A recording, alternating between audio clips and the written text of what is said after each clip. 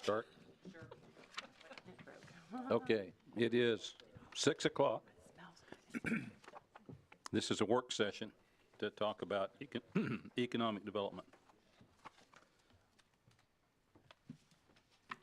So who's running this show? That would be me. Thank you. Thank you, Rod. So there was a request from commissioners to bring forth an economic development policy in order to move forward with our economic development endeavors. What we found is we already had some things on the books. So what we did is we sort of put them together in this nice policy that you should have in front of you. There are questions that we need answered that will iron out some of the details in that policy. So Rebecca is going to give you a tiny bit of history of where we've been. She's going to pose those questions, and I hope that will instigate some conversation this evening. So I will turn it over to Rebecca. If you have any questions, please feel free to ask at any point in time. All right, thank you. So just a couple of background notes of how we got to this point. You may remember at some of our previous work sessions, especially at the budget work session in June of 23, there was some discussion of preservation of revenue. This body asked the staff to look at some strategies that we might entail to make sure that while we look at cuts, we also look at our revenue side. Other things that are just kind of ancillary to a discussion about economic development but have been brought up, just want to make sure we keep in mind is that we continually make updates and cleanups to our zoning code and adoption of new residential building and fire codes. So those pieces that go along with the full development process is something that we look at all the time. Again, the policy that you have before you, like Daniela said, is really us just taking the policies that we'd already have on the books that are currently active and trying to put them in a nice, modern, neater format so that we're not digging through a bunch of older pages. As you might remember, this just goes through some of those proposals that were offered at the June meeting. Some of these things we have done. One was to actually increase the building permit fee cost. That was activated. One was to develop an economic development policy. That's what you have before you today. You'll notice that there's a couple of shifts being proposed that would bring it in line with potentially this if you wanted to go that way. There was a discussion about eliminating or reducing the eliminating reductions in waivers of permit fees, eliminating the brokerage fees on city land sales. That resolution has also been repealed or removed from our pieces. And then updating the city policies regarding payment for infrastructure, new development, et cetera. And those are things that we have been updating since that meeting. So this is one of the final pieces since that budgetary meeting, just to fulfill what the commissioners had asked us for. So beginning with this policy, one of the changes that you might see, and it's highlighted in your policy, hopefully you're able to access that. I know we've had some IT issues already, would be what the return on investment would be. We've utilized a 1, which would mean that we would ensure that we had broke even on it. The standard with IEDC, the International Development Professional Standards, is to bring it to a 1.3. I did talk to Beth Shelton at the EDC, and she said that kind of is the standard. So one recommendation would to bring up that ROI when we get those calculations back to a 1.3 to bring us closer to that standard. So I don't know if that's something. I thought that was good. My question was, do we need to reference how that's going to be calculated?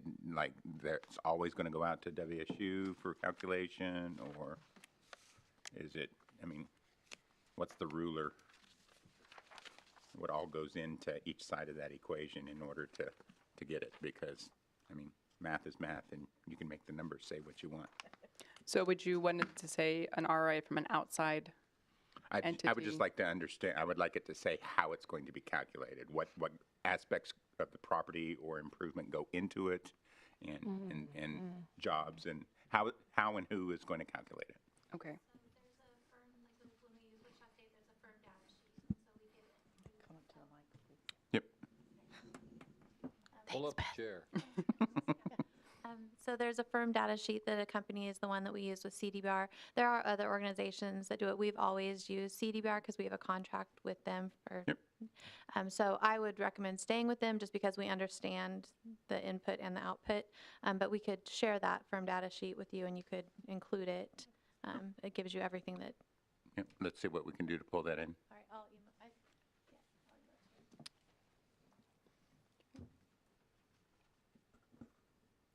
Any other discussion on that point before I move on to the next? You might word it in a way that we can use an outside firm to calculate that, and you could put currently who we're using, but I wouldn't want it to say this is who we use. Right. Or we'd have to change the policy every Right. time we change. Of course.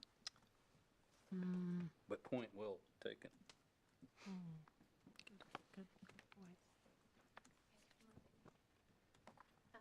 I think you could put that you're also going to use the EDC to calculate that for you because we pay for that. So it's a service that we provide you guys. So there's a cost. It's about, if you break it out, it's about $600 each time you run a cost benefit analysis. So if you ran a cost benefit analysis with 3 scenarios, it'd be $1,800. Beth, you're more than welcome to just hang out up here if you want. Pull up a chair. Yeah. I'm sorry, Melanie. Commissioner Watson? Oh, I'm sorry, go ahead. No, I couldn't hear what you were asking. I was asking, what is the current ROI? I thought it was 1.3. We have usually used it as a standard a 1, but many of them As a come up minimum. Okay. as a minimum, but many of them come up 1 to 1. higher Okay, so we're asking that this be the new. from a 1 to a 1.3. Thank you. Sorry. All right. The next difference that you'll notice in your proposal would be to utilize a matrix model to determine if an abatement would be for the full 10 years at 100%. Your current policy just says up to and leaves how you come to that conclusion open to interpretation or to the particular instance. In this model that we have here, and I have to go through it again, we have discussed, I believe that it seemed to fit for the recent cases we've had, but if there's some more that we'd like to add on the matrix model there from the EDC's perspective. Yeah, I like this matrix model, and we ran several of the ones that we've done over the past 5 years to see, what they would qualify for. I think it helps support, smaller business. It doesn't just highlight one large business. It helps us provide support to each one.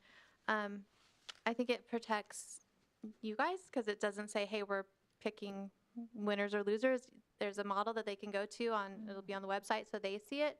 It also helps the company. I was talking to Mindy Buddy with Mackey and Sons, and she was saying, I would like that as a business owner, so I could say, okay, maybe we do our this expansion now, or we know we're going to add more in a couple years, and we hold off, and then we apply for them then. So I think it protects you guys, and then it also helps the business understand what they would qualify for. So I like this a lot. When we're dealing with a prospect, at what point do they normally look at our economic development policy online?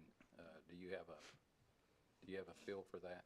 Well, usually when I start talking to the company at that point, I let them know, That there's what might be something on available for them. And right now it's just, hey, we need to run the cost benefit and see what that comes back at. And then we can talk about what tax abatement or incentives could be available. But And the nice thing about having something like this is business owners can run some napkin calculations before they get too far in the deal. I would just want it to say, there's no you can see numbers on a page, but there's no substitution for engaging with the EDC or our Choose Newton or any of our staff and everything, because oftentimes we can do better or bring more partners together and be powerful.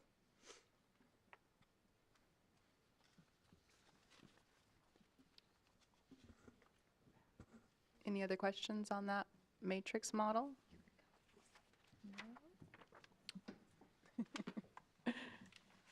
All right, well, I'm going to move on then to the compliance piece. There is an annual reporting and in the incentive agreement portion under item 4, it just lays out a little bit of what we would do as an annual reporting. This is already in our current policy that we have annual reporting through the city manager's office. This would just be to codify it again in the new one, and this pretty much is just completely copied from the older policies that we have with the pilot and a few other things. This is a service if we wished procedurally to run that compliance verification through the EDC. Beth has offered that that could be something that we use that partnership for. Yeah, that is something that we do for the other communities that we represent. So annually, when their tax abatement comes up, the Board of Tax Appeal notifies us. Usually the city gets something as well. And then we go and visit with the company, and then we come to a meeting with the company to present where they're at. For some reason, since I've been here, that's never something that we've been asked to do for the city of Newton, but it is something that we would like to do for you guys. So. And Beth, I've been in other communities where it didn't even have to be in person. It could have been maybe, depending on if it's year 8 of year 10, and it could be even a report or just an update, and that could be handled by our community development director or by Rebecca or by me, so that they're not having to come on. You know what I mean? Yeah. Sometimes they rather come and say, "Hey, these are all the great things we're doing," but just to not impose that burden on them if they rather just give us their numbers and just another idea. Yeah, no, it's kind of however you guys want to move forward with that. Like in Halstead, sometimes the company will just report it to us, and then we'll share it with them. Sometimes they'll say, yeah, we can come to the meeting, but it is reporting in some way on where their numbers are. Yeah. Have you found a willingness of all companies who use the whatever tier it is that are very willing to give you the data, even if they're not meeting those Yes, those because we standards? make it clear that if you're not meeting the numbers, we want to know as soon as possible, because our goal is to, I feel like all of our goal is to work with the company and to try to make them, help them be successful. So if they can let us know upfront, lots of times, we can say, okay, if you think that you're going to get back on track, or if they know they're not, then how do we go back on clawback so that we can move forward that way? So, and they're like, a lot of the time you have the local, but we also have incentives through the state that have job creation numbers too. And so we need to know at that point if they can apply for extensions and things that will help them have more time. Like example would be Park, when they did their expansion and then COVID happened, and so their numbers really didn't hit the numbers. Still not hitting quite the numbers that they projected when the project, because of circumstances, but the state allowed them to, gave them grace on that time. Allow them extra time. Have there been any situations where there's been clawbacks, say in the last 3 years? Not here in Newton. Yeah, we have had other communities where the company has said our whole scope has changed and we're no longer going to pursue the incentive, so they've given it back, but not here in Newton. I think the only time that we've kind of had was maybe Tribine would be the instance that I could think of. They didn't get a tax abatement, but they did get They didn't get the rebate. right. So that would be within the last 2 years, but it wasn't an abatement. Right. It would be interesting if we had a scenario like AGCO just announced they're going to a 32-hour work week. So under this definition of FTE, they wouldn't have any employees. Yeah, I think under the, does this say 40? It says 2080, which is Okay, so I think with the 52,000. state, it's 32 hours this Is full it time. 32? So on all of the state, it's 32 hours. And I they would think want we would 10 marry hours. that. Yeah, it's a requirement for benefits, and it's ERISA or whatever requirement. What's that divide out to be? Okay, Have we used a matrix model before? no. We used it when I was in Wichita, and I felt like it worked really well.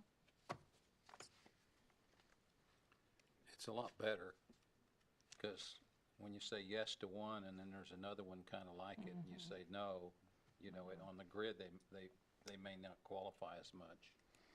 And then you've set a precedent on the first one. I think it's also with existing companies, you hear that a lot. You say, you give incentives to these companies coming in, and this doesn't distinguish. It doesn't matter if you're an existing or a new company. I see here so far and what I'm hearing so far, I kind of like the idea that there's a model there that we have to use to formulate that whether they, whether we're going to do 10 years or instead of just kind of saying, yeah, we'll give you 10 or we'll give you 7, whatever, you know, it's more consistent. So I kind of like that idea. I do too. I like the way that's laid out. Yeah. And it's not a one-size-fits-all. Right. You know, they may hit the 100 5 or 6 different ways. Yeah.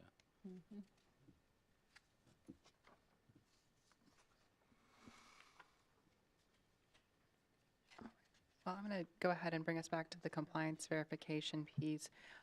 Just as an addition, just so you all know, currently the city clerk does certify those. What we're talking about is a procedure where we were able to actually quantify it and we get that full reporting that's already in our existing policy, but kind of leveraging a partnership there to be able to provide you all with some more data and some more, more feedback and more information on these projects that you're investing in.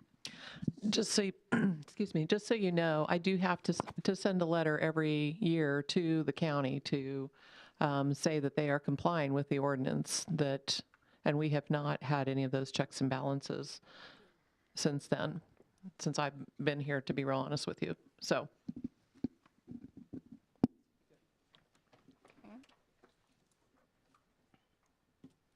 Okay, I'm going to go ahead and move on to the next one, which is review how we would waive fees, when and how. We currently, your policy states that we would waive fees for a nonprofit, and if it was for an economic development project, if there were no other tax abatements offered. I don't know, we don't know exactly where you would like to go with that, if that would still be like the policy that you would like to have, if you'd like to amend that. There's other thoughts that we should do. But before we moved forward and just plug and play, I was going to bring that up.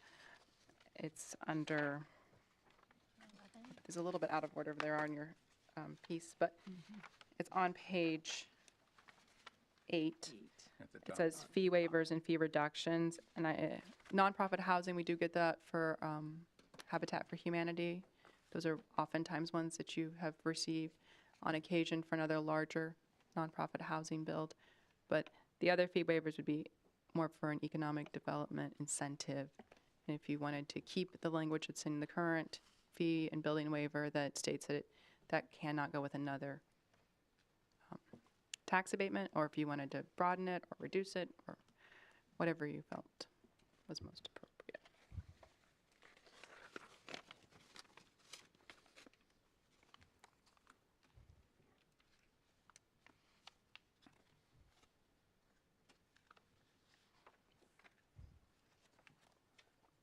For Habitat, that's a pretty small investment to get a house on the tax roll, especially if we've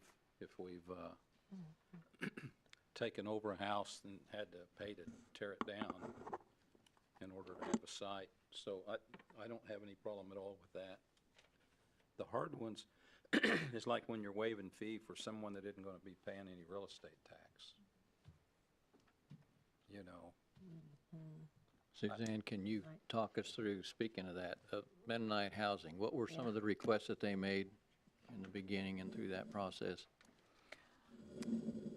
They, if I recall correctly, and Chris and Rebecca can maybe help me, and Donna, what we ended up approving, I believe that you approved a $25,000 package of fee waivers. And that applied to any kind of their building permit fees, if like water meter type installations, if it was, say there's an inspection fee on, if they're building a public water main, we have an inspector on site because we have to make sure that what goes in the ground is going to be good for potable water. And so that it was a waiver of any fees up to the $25,000 on that specific one. And then Wasn't it they on the first requested it. phase? Pardon? Wasn't it on the first phase? Because it seems like when he came back, Yeah, we wanted- turned him down for on the that second second phase. phase. Right. He didn't mention any phases. You with the just, first one. That yeah, was the it- first. Yeah. We just. that's gave him just the when one. he asked. It didn't Yeah. say in in the statement that you all approved to go out, it said $25,000 for the project, because remember, the reserve was provided to them. They paid for the land except for the reserve, which was about 9 acres. I think it ended up being given. And so that wasn't included in that fee waiver. So it was a little bit of a package deal. And that gave them points in their application. Yes. Yeah. Now that's 25 is 75? 80,000 actually. Is it 80. And they did give testimony on that particular piece at the state, noting some of the comments that you all had given. The state's response, not the state of Kansas, but the state organization, KHRC, that oversees it, felt that in other communities there are so many fees that go into building homes that $80,000 would be a very small amount of fees. We have overall lower fees, so that becomes a larger percentage of the total cost. So we'd have to do it just because we need housing, that sector of housing. Then we're effectively paying. Yeah, there was another issue there, and I wondered, because they have a phased project, and because you provided, and this is being very specific to a very specific project, but you ask about this one, because you provided that reserve area, which has drainage that's intended to serve all phases, perhaps that could apply to every phase when they're asking for money from the state, that you say, well, we provided property which has this value for land that serves all phases of development. If I remember right, we had valued that reserve at somewhere around 300,000, wasn't it, or something like that? I'd have to look back. I don't Yeah, recall. it was a pretty good sum that we gave. And on all of these fee waivers, what we have been doing, and I don't know if Rebecca mentioned this or not, but what we've been doing, if you have waived that fee, wherever those funds, because all of these fees that people pay, they go back to the general fund, and that's in that set of revenues that you see in the budget. Whenever you're looking at all the revenues that come in every year when we're reviewing budget, that comes in for different engineering fees or building permit fees. And you had been directing us to take money from economic development funds and put it into the general fund for that waiver, so that the general fund was whole.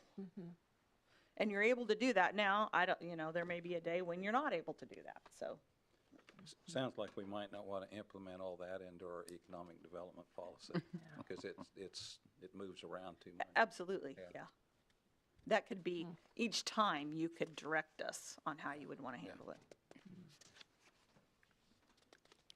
I think the question that is being proposed is if there is a type of development or a when that you would like to see these utilized, that we could at least lay out. In the nonprofit sector?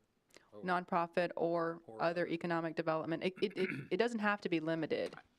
Yeah, I don't necessarily want to outline all those that we are going to consider and then have somebody see that they're not on the list and not come to us with what might be a viable project for our community. Conversely, I just don't like calling them out by name. I mean, the old policy didn't call out by name. It just said there is a process to request a waiver. Make the ask, go through the process. It may or may not get approved. It does ask, let's say, a little bit. So maybe this is where I could use a little bit of direction. It says that the building construction project must have as its direct object promotion of local economic development or promotion of a charitable cause. I don't know if we would still want to keep verbiage like that. In the previous, what page is the previous? That last page that had the, Yeah, the old policies. Right. Sorry. Waiver of building, electrical, The mechanical. 1975 policies. right, the 1-20. Yes. So it's those. Right, because that's just a big paintbrush, because it's either charitable or local development objectives. I mean, that's what all of this is. So I think that's a wide enough paintbrush. So.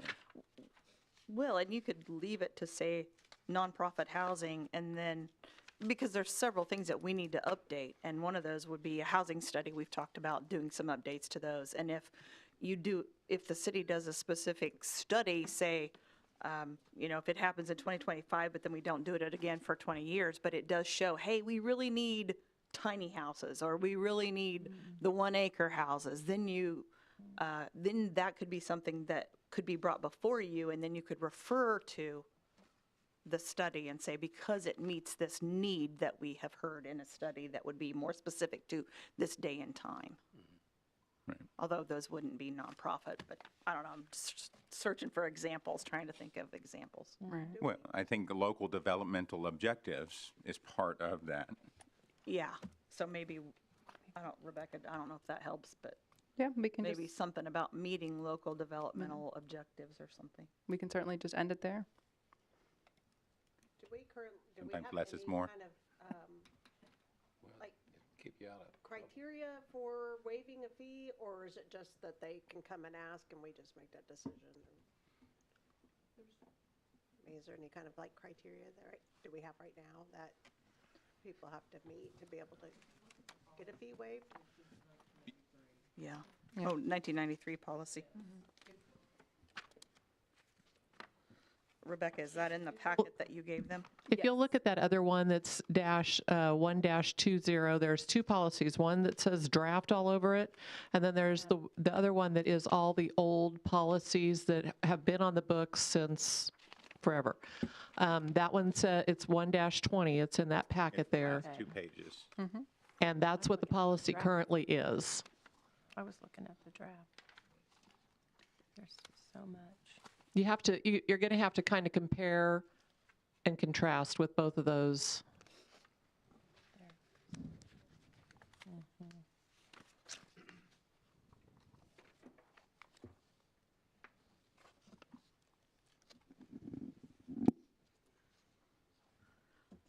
Part of the objective here was to try and get all of these things that are in this packet of older policies into one development policy so that you don't have to search for it all.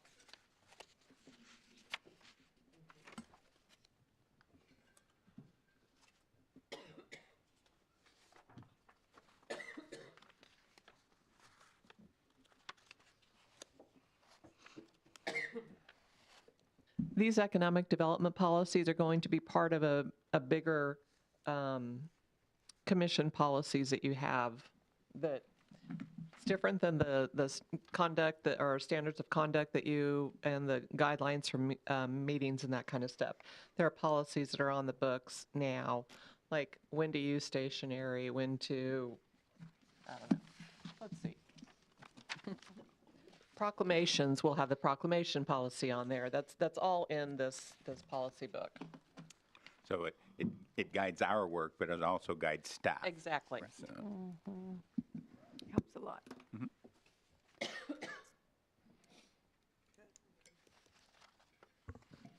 well, I think in the great words of Chris, less is more.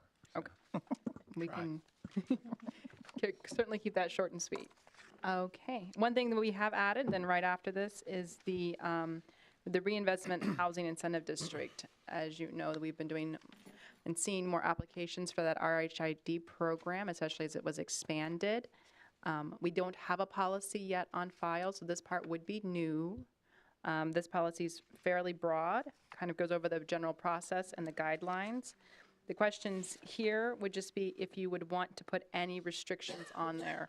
Some communities are choosing to put restrictions on their RHID usage, whether it would be to fill a need in their housing study or for a certain type of low income or moderate income housing, or to exclude some sort of type of housing if maybe you didn't want luxury homes involved. People are setting it out to kind of fit with their overall plans for the community. We can leave it like this, but wanted to give you the opportunity to let us know how you would like this to start. We can always, of course, these policies can always be brought back as we work through them. But this one that is here is just a very broad overview of how we can utilize this piece of legislation and that general process and guideline. And our objective tonight is for you to point things out to us, and then we take it and we come back later with suggestions or.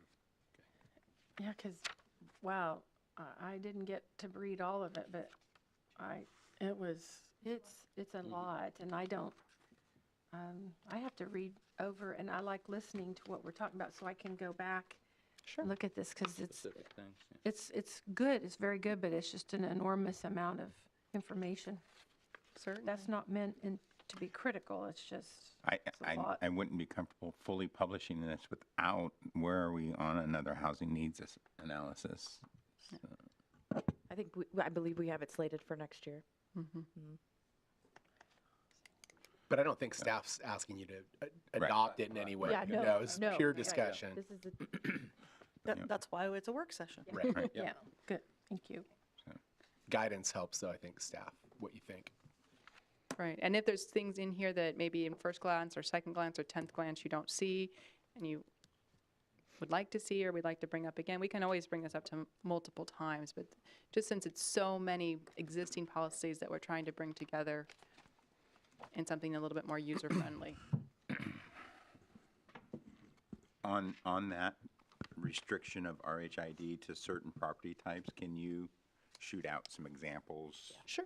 of other communities that have done that and such? So I think that could be beneficial to understand the why. Sure. I can just let you know quickly that many communities that do restrict it off of the results of their housing study, Right. so they try to prioritize those.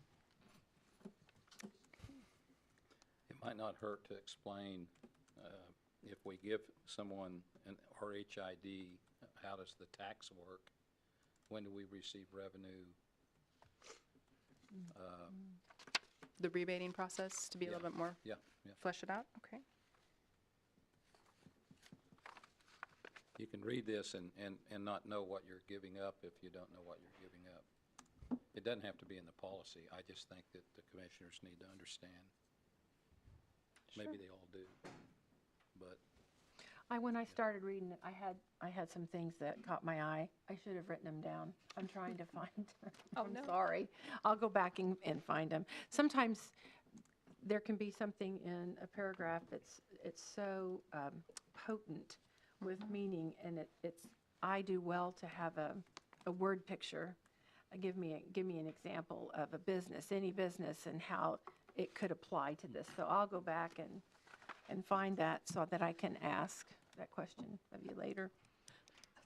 Well, another piece of the policy that's new to this, we put it in here and it's all highlighted in yellow on page 7, is if you want to offer abatements for speculative buildings. We're seeing that more and more. yes. And so this is just a draft of what it might look like.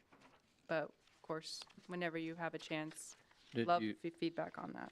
Did you get some of these points from some other cities that are using similar? Yes.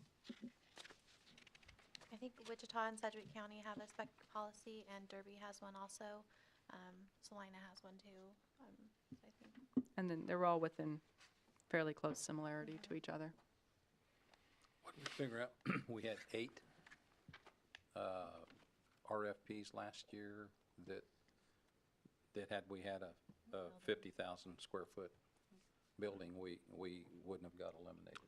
What I loved about these was they had a trigger on them. So the abatement was strong for the first 5, but the back 5, the abatement was totally conditional on them being leased and being used. So we're not sitting on empty buildings. So I liked that. also, we discussed a project, a company person was looking, and this kind of fits into play what some of the questions we were asking. It does. You never know if you would have got screened out if you get screened out early. So you don't know if it was the spec building that, well, we aren't even able to apply if there's no, Or the lack thereof. yeah, Right. yeah. Anyway, I have to go. I have to be at another meeting at 6:45, but I've shared my notes with staff on the rest of the industrial, so they can voice that. But if you have any questions, you guys know where to find me. So. Okay. Thank you. Thanks, Beth. Before we leave the subject, I might also comment that, as Beth says, Wichita and Derby has the spec building stuff in there. Under RHID housing assistance, we didn't have much request for that until like the last few years. And so I started asking my colleagues in other cities, and Wichita hadn't really used it much at all. But Dodge City had been using it for the last 15 years, had developers using RHID. So I think, and a lot of the cities around Wichita tend to feed off of how Wichita does things because the developers get used to how it works there, and then they come and say, hey, can we do this? So that may be why we hadn't seen it. So that's why it's always good, I think, for us to check and see what other cities are doing.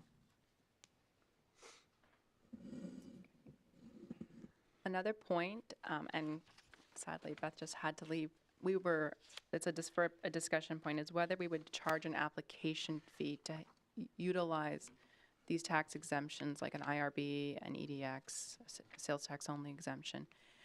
This was just a quick rough poll of what some of the cities in the MSA and then a couple other similarly sized cities are doing. They do charge application or annual review fees. Of course, we can look into this a little bit broader. This was just a first glance at a work session. One of the items that we're hearing a little bit from some of these other organizations, including the state of Kansas, Department of Commerce, is that sometimes it feels like this is a much more valuable thing when you have to apply for it, and that it shows the value of the operation. So wanted to just put this out there that this is something that is being done, maybe not unilaterally, but it is occurring to have an application fee for this. So if that's something you wanted to consider, certainly some other communities are doing that. That would help.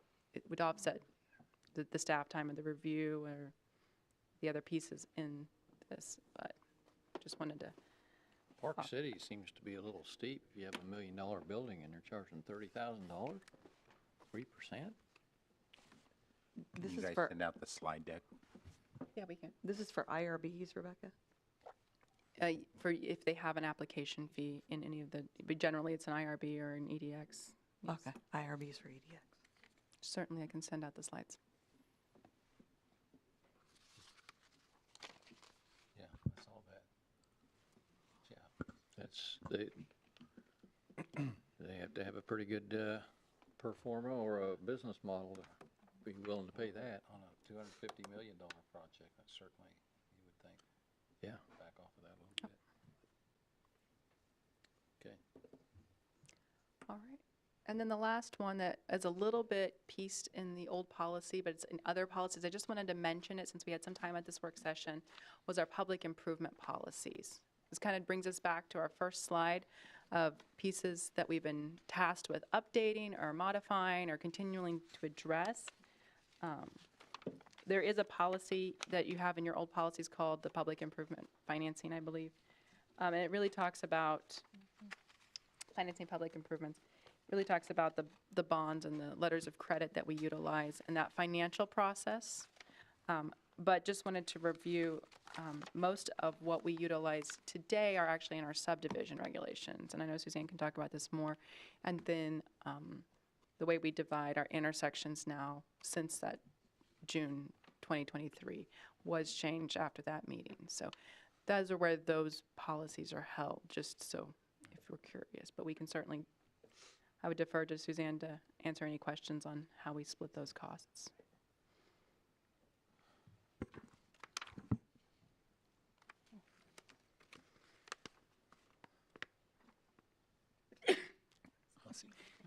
Questions? I mean, So we have no policy about it today? Or? we do. They're old and we've veered slightly from them based on what commission has wanted over time. I mean, definitely in my tenure here, we've only had a few little changes. When I first started, the first thing, we're talking 28 years ago, one of the changes that we did make that developers had been requesting was when they were going to be having special assessments for public improvements like water, sewer, and streets, we were only allowing 10-year bonds, and we changed that to the 10, 15, or 20 so that they could stretch out those costs. I know there are some cities that are going a little bit longer than that. I'm not sure if that's really where we want to go because it puts more, more liability on the books, if you will. But the other thing is if you're putting in a housing development is typically when you might see this, but it could be for a commercial development too. If they're extending, say, water lines, water line extension, if it's anything over, I believe it's an 8-inch it may say 6-inch in the old policy, but we kind of have lined this up with how some of the state regulations are. So if it's a water or sewer line over 8 inches, the cost for a size, anything over 8 inches, the city at large pays for. To put an 8-inch pipe in the ground, that typically is going to be what's going to serve that development. But a lot of times we need to loop it. Loop the system so that if something goes out, we have to close a valve, we can shut a valve down and be able to feed them from a different direction if we have a break. And so we may have to increase the size because we want to get water from point A, not just to point B, but to C and D on down the line. And that helps us be able to serve people into the future. So the city would pay for the difference in cost between an 8-inch and a larger line. And Rebecca mentioned that we just recently changed that intersection policy for streets. It used to be, and this was kind of a weird one, not very many cities were doing this, that an intersection on, say, a residential street that was put in, say, for instance, at Fox Ridge. Fox Ridge would be the last development that has this in their special assessment petitions. The intersections were paid for by the city at large, and everything else is paid for by the benefit district. So those houses that would be paying their special assessments. The other thing about streets is typically, and it reads slightly different than this in the old policy, but how we've handled it over the years is our normal width of street in a residential area is 31 foot back to back on curb. And so anything 31 foot back to back, that's paid for by the benefit district. If it needs to be wider because it happens to be an arterial area and that additional traffic would not be because of the new development specifically, just because of the location. If we put in, say, a 3-lane facility, so it would be 41 foot back to back. That middle lane, for instance, on Southwest 14th Street, kind of on the south side of Asbury Park, the benefit district paid for 31 feet of paving, but the 10 feet was paid for by the city at large because that was more of an arterial street.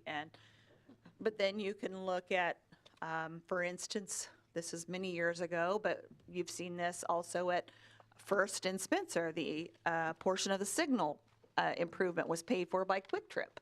You look at 12th and Main, and when we widened 12th Street there, Walgreens was required to pay for some of the turn lanes because that used to be an old gas station many, many moons ago before they came in. And they had to pay for a lift station that was going to go in to serve additional sewer for that area, and they had to pay for some turn lanes on the street. So these all are kind of dependent on the location of how it worked out. Definitely, they got some benefits on other sides, and you can point to other locations, say where the YMCA came in, and then the city commission said, hey, well, this is something really good for our community, so we want to help, pay for some of the water line improvements and the street improvements there. So I think it balances out in the end, but that's kind of how we've handled them. If they're going to be a giant traffic generator, we may have them help with some of the traffic improvements, which would be for signals. But otherwise, it's that 31 foot back to back, except for in industrial areas.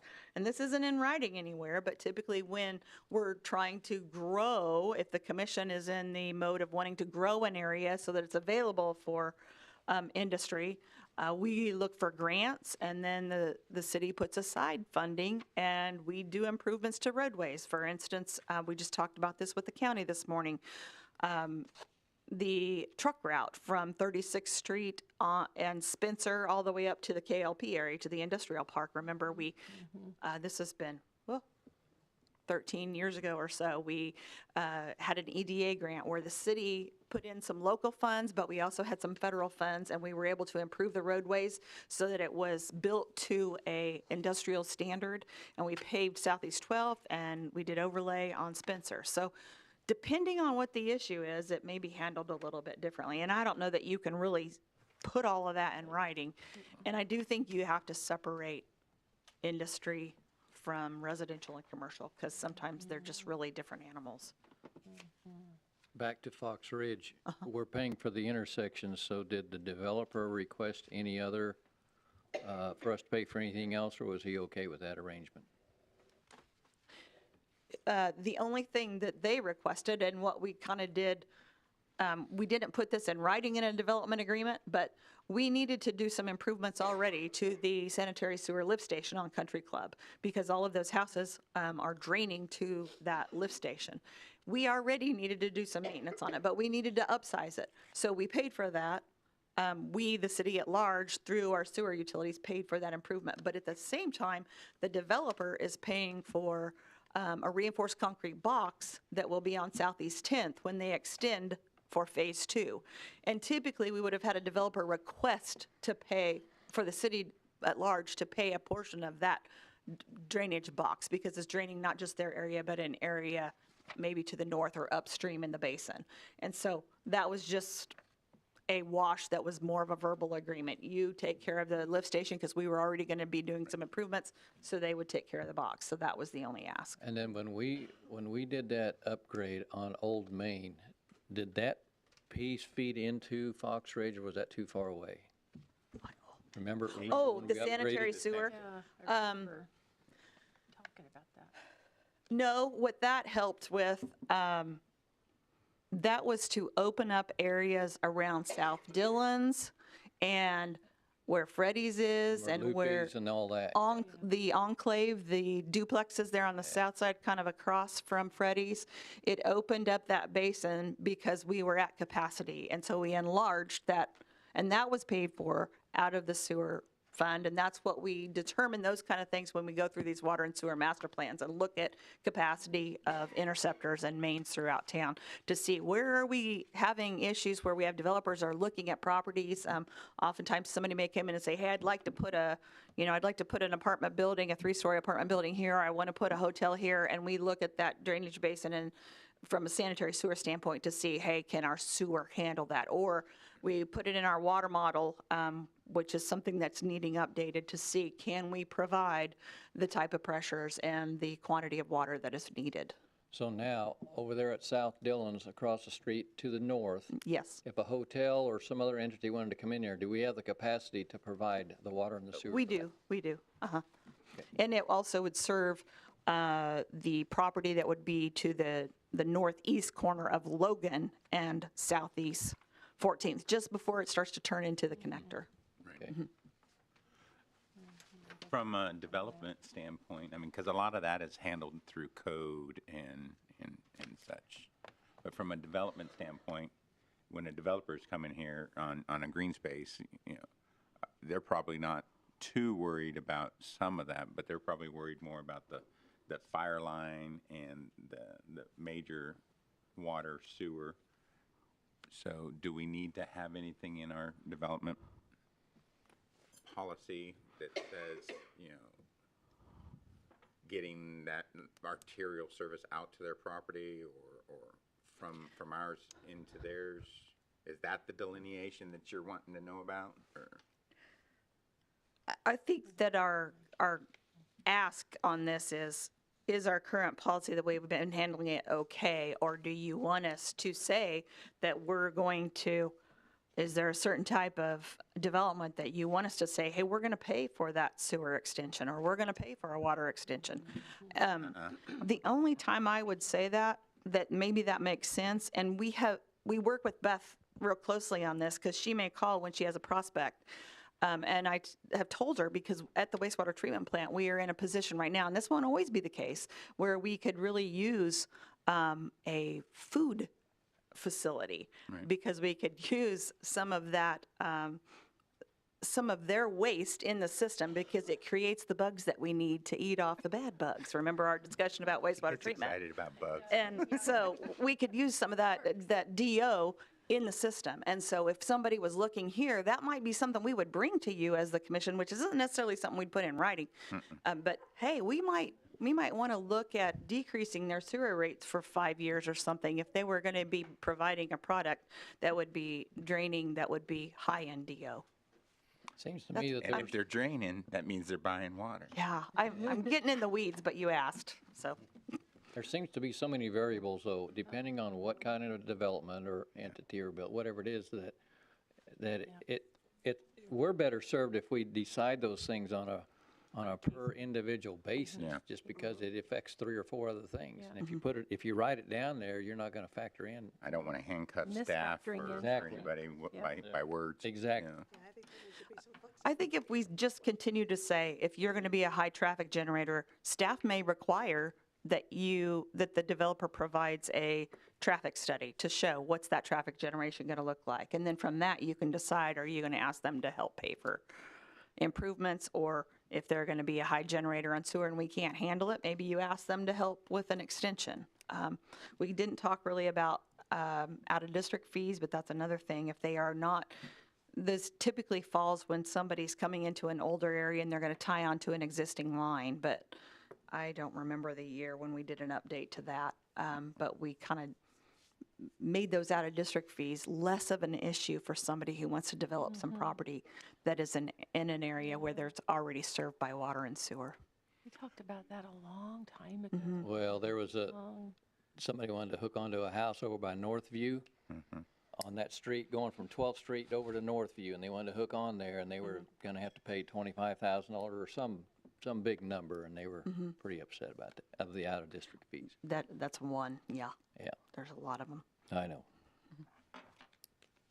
So, in revisiting this, is there a deadline that, or are you, That's what, so being it's 6:53, I think this would be a good time to talk about how to move this forward. Would you like to schedule another work session to continue this conversation with a chance to look at this draft policy? well, Either, yeah, and to look at the old policies too, that's Yeah, kind I- of helpful I to think do that's that good. with the, You know, Draft. maybe look in late January, if we can get another meeting put together. Send the slide deck out, please. This conversation, the slide deck, and the previous items would give us enough that we can put our pencils to it and come back with additional questions. And I would encourage all the commissioners to ask those questions ahead of time as well, so that we can get some work Yeah. done. can we email you as you or anybody if we have, that way we can cover some of that in the waiting period, I guess. I'd appreciate it. Thank you. We have meetings on the 14th of January and also the 28th. Is there one that works better for a work session for you? Donna, when do we normally have end-of-year reports, if we do at all? February. February? Late Okay. February. Okay, perfect. Just making sure we're not Don't, having a 3-hour meeting. Not that that's bad. We welcome a 3-hour meeting. Or, I don't know, maybe not. Yeah. The 14th, the 28th does not work for me. The 14th is a better day for you? It Okay. is. How about the rest of you? I think the 14th is fine, but I'm wondering, you think we can cover that appropriately at starting at 6? I feel like we might need a little bit more time, but I don't know what We the can- rest of the You mean like commission think. 5:30? We could go at Probably. 5:30, yeah. I think so. 5:30, yeah, I think that makes sense to me, too. Okay. Yeah. We'll put it down, The 14th. the 14th at 5:30. Okay.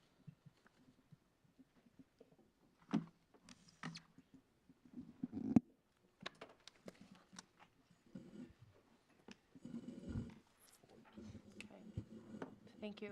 Thank you. Is that February, right? January. January. That'll-